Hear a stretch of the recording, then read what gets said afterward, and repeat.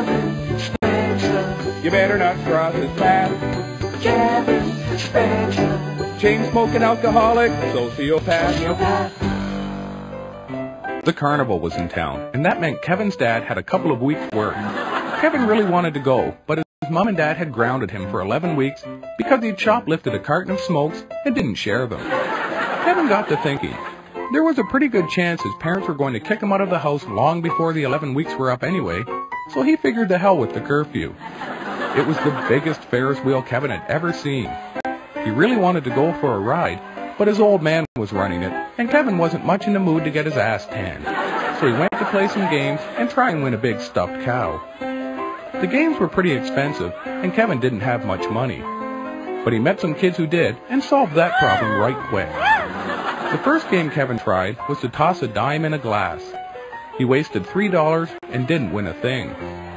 The man asked if Kevin wanted to play again. He didn't seem too happy with Kevin's answer. The next game Kevin played was to throw a softball at some milk jars.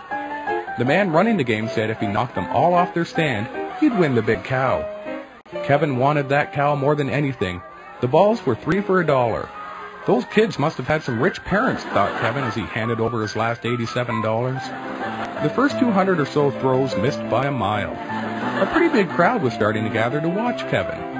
This made him more self-conscious, and he was having a lot of trouble concentrating.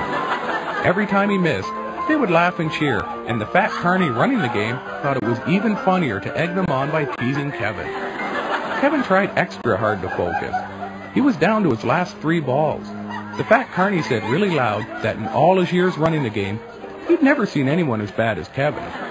Then it occurred to Kevin, the fat carny was a whole lot closer to him than the milk jars, and his head was a way bigger target. The fat carny never saw it coming, and went down quicker than the last mouthful of booze around Kevin's house. Before the crowd could recover from their stunned silence, Kevin yanked down a cow and stole the carny's money apron. Kevin got his cow and was up an extra $200 besides.